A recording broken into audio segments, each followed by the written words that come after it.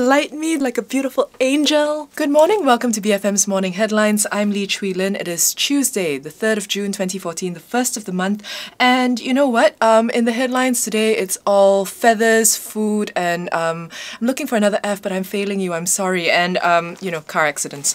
So we kick things off with The Star, looking at a picture that is on several other covers today, namely that of our Prime Minister in full headdress, along with Sarawak Deputy Chief Minister Tan Sri Alfred Jabu. And here you can see he's using a blowpipe. There's also going to be dancing photos, so I'd like you to emotionally prepare for that. Several. But of course, the headline focuses on the fact that our Prime Minister is essentially promising financial aid to Sarawak, saying that there's going to be a 236 million ringgit allocation to build roads in rural areas, and citing Sarawak as a model state. New Straits Times is also following that particular trend, blowpipe, but also looks at this headline, which is the other big headline of the day: chalks are halal. Now this is of course according to JAKIM, contradicting an earlier report from the Ministry of Health that samples taken from a Cadbury factory in Shah Alam were found to contain porcine DNA. Now Utusan Malaysia go into it in further detail.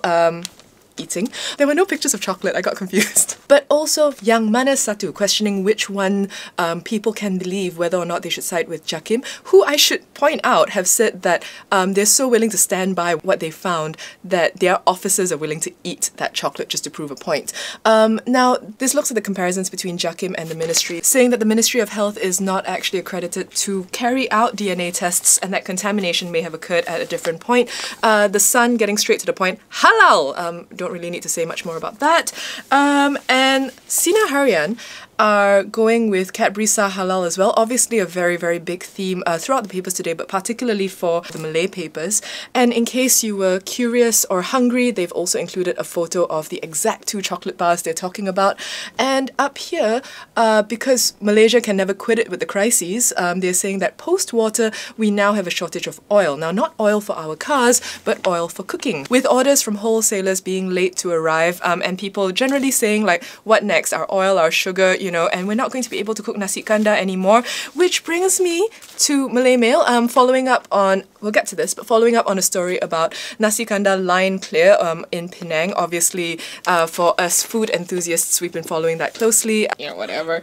Because essentially ownership or, the right to run that store has been passing in rotation, kind of like they're the nasi kandar agungs, and one guy has held on to it for far too long, and the other 3 are now protesting this. Essentially, the authorities have said that if they don't sort it out among themselves, that they're going to come in and take it away and none of us will have any more line clear. And their main story, however, the Malay Mail, is about illegal sand mining going on. And this is happening in various spots around the Klang Valley. Residents are complaining that there seems to be nobody doing anything about it and that it's making daily life kind of difficult. Suraos are too sandy to pray in even, lakes are being contaminated. Oh, Lynn, you're so articulate. Ooh. And the Land Office has essentially said that yes, this is going to keep happening and we're looking into it, but you know what? They lack the resources to really be able to do anything about it. So the Malay Mail has that over the course of 3 pages, and I'm sure it's something that they'll be looking at in the coming days. Berita Harian, now we're getting into the automobile section of our news because, as it tends to actually in this stage of the show, in case you haven't noticed. But here we have the continuing debate over JAKIM and the Ministry. And up here, there's an entire series of vehicular mishaps, I guess, with this story getting particular play as 3 members of a family pass away in one fatal crash.